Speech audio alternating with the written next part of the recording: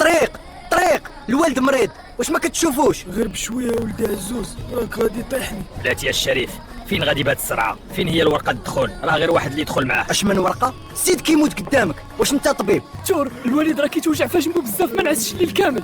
واخا عنده الكلاوي، خاصو سكانير ضروري باش نتاكد. دابا سير عند الماجور برا يقيدك تاخذ رونديفو. يا لطيف. كانير ياك؟